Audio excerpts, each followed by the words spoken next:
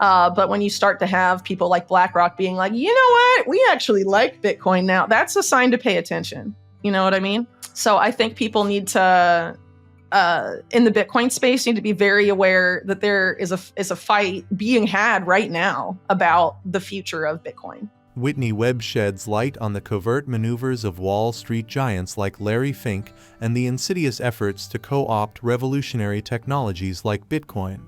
From the corridors of power to the digital frontier, Webb's insights provide a sobering glimpse into the forces shaping our world.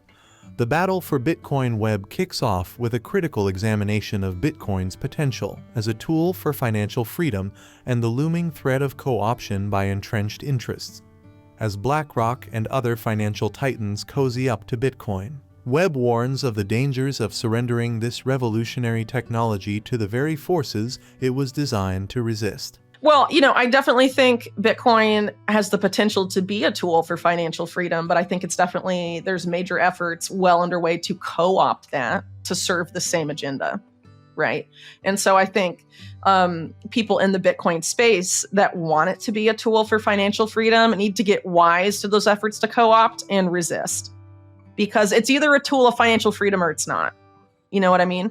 And so if you cede enough territory and let them completely dollarize Bitcoin and turn it into a tool of US empire to keep the dollar afloat and keep dollar hegemony going forever and ever and ever, and are saying it's a flaw in Bitcoin that you can't put dollars easily on Bitcoin and all of this. No. The whole point, supposedly, right, of creating Bitcoin was to give Wall Street banks the middle finger and create something that had immutable, sound monetary policy. Correct? Mm-hmm. Yeah.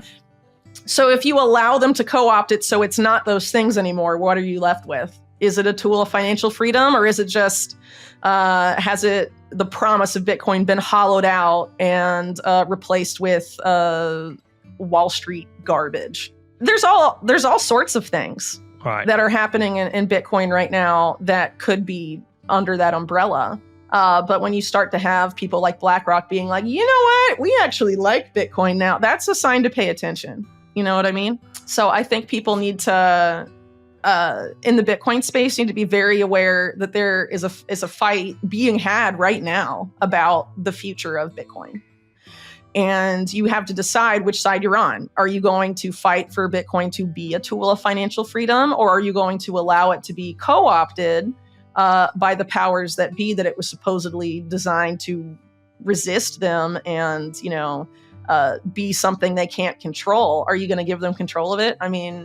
The answer should be no to any Bitcoiner worth respecting, in my opinion. The rise of neo-feudalism drawing parallels to medieval power structures. Webb explores the insidious agenda behind the push for unprecedented control and surveillance.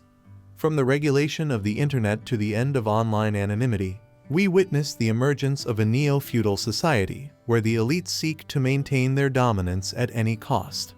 Engineering Consent Webb exposes the manipulative tactics employed by mainstream media and political elites to engineer consent for their draconian policies. By exploiting fear and panic, they sell solutions that erode privacy and freedom, paving the way for digital IDs and programmable surveillance money. Well, okay, so obviously when you're talking about the powers that be, there's competing factions, right? Not all of them agree, but they agree about a lot of the stuff. And a lot of the way these people operate isn't that similar to how rulers operated hundreds of years ago.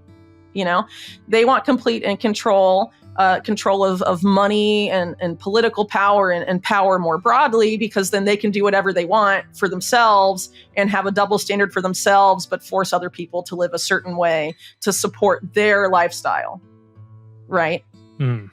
And essentially what we're seeing here is an effort to use technology to entrench that in unprecedented ways so that there's no more need to worry about the peasants revolting, right?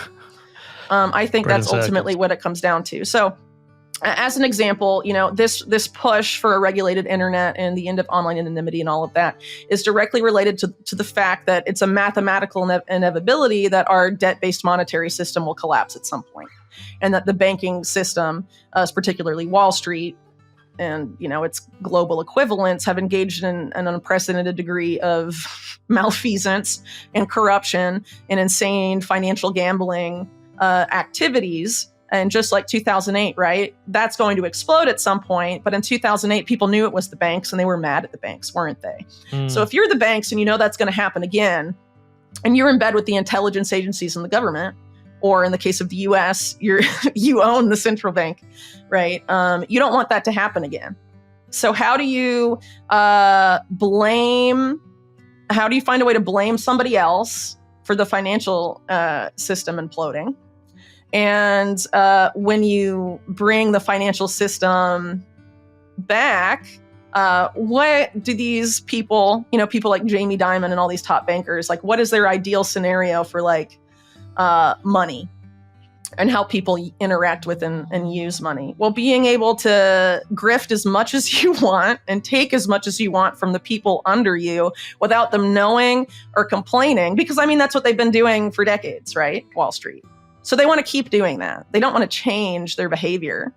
So they want to find a way to be able to steal from the underclass as much as possible without the underclass complaining or revolting, and control how they spend their money and control their financial and other behavior so that they can maintain their place on the top. So what we're having is the engineering of a neo-feudal society where you have the small upper class and then a massive underclass that the upper class can manipulate and control and do whatever they want with as they see fit. And so that's what I think the ambition of a lot of these various initiatives we're seeing for unprecedented control and surveillance are aimed at.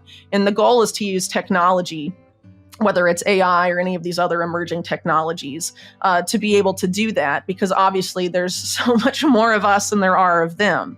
And so in order to scale what they want to scale, to be able to deal with the huge difference in size between their class and our class, they feel like, they need these emerging technologies. They need AI. And that's why I see AI as a largely negative thing, because the people that want to do this are the ones setting it up and programming it and deciding what its objectives are. How do people get into the elite? Not everyone that's in the elite today was born into it, right? They cultivate into their ranks people that are psychopaths, right? Do you get a tap on the shoulder? Controlled by greed and all of that stuff to come flesh it out, right? Or people they think are talented that they think they can use, and that will, if they're offered a big piece of the pie or a big enough piece of the pie, will join them, right? So it's not like these people are the people that have been there since the 1500s, and they're all still that today. You know what I mean? But in terms of the behavior of a ruling elite, it's very similar to what it was in the feudal era, like in the Dark Ages, which again, how did the Dark Ages succeed so successfully in that? Extreme control of information. It was all in the church, right? No one knew how to read and write but them. So it was again, centralized control of information and also of money. And we're going to that same paradigm again, but for the modern era. So all this technology is going to try and set up those systems for us. And I think people need to be really aware of all these, in the next couple of years, without a doubt, there's going to be these events, whether it's like COVID or 9/11 or whatever, they're not going to be the same as those, but they're going to be these big events that generate a lot of fear and panic, and mainstream media is going to be traumatizing people with it, and then are going to sell a particular solution. And when it comes for the internet, or the financial system, they're going to make the enemy privacy. They're going to make the enemy privacy 100%. And the solution is going to be digital IDs and programmable, surveillable money. It doesn't have to be CBDCs, by the way. CBDCs, I think most people know, are going to be that, but it doesn't. It's not just CBDCs. There is a goal, there is a push from the banks themselves, some of the most powerful banks in the world, to have, at least in some countries, a different system that's not a CBDC, because with a CBDC, they can't do fractional reserve banking. And so that's what deposit tokens are all about. Tokenizing deposits, and you can make those programmable and you can surveil them. And it's really just like a CBDC, but they won't call it that. But then the bank controls all the reserves.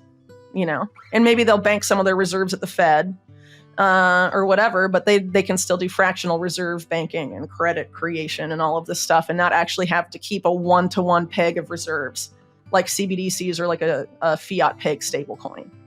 And so there's a push for that too at an international level. It's not just in the U.S., but it's definitely happening in the U.S. And I would argue that's one of the reasons that you have the Federal Reserve, which is again owned by Wall Street banks in the U.S., being like, we're not going to do a direct issued CBDC, and freedom advocates in the U.S. are like, yeah, the Fed's on our side because of that. No, it's not. The Fed is 100% always on the side of Wall Street banks, and Wall Street banks only don't want a CBDC because they don't want to give the Federal Reserve their power. They want to keep their power, and they want to keep doing fractional reserve banking.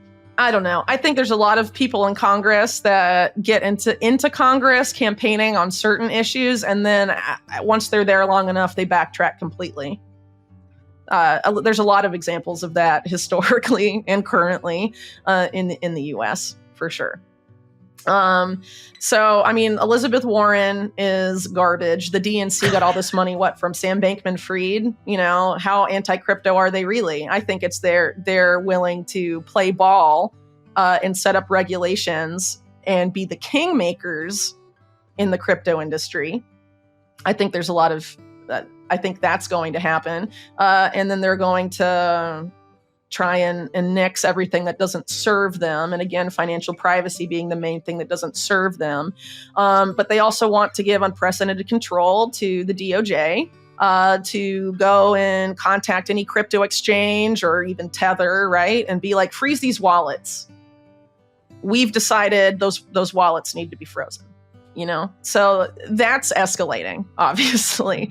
And, the whole thing that happened with Binance is like a big push towards that as well, because now Binance is basically going to have a chaperone appointed by the U.S. government, basically in charge of everything. Their chief compliance officer is a guy that used to work for, the Department of Justice. The illusion of choice delving into the world of politics. Webb highlights the hypocrisy of politicians who campaign on promises of change only to backtrack once in power. From Elizabeth Warren to the DNC, she reveals the complicity of political elites in advancing the agenda of Wall Street and Silicon Valley. Please like and subscribe my channel.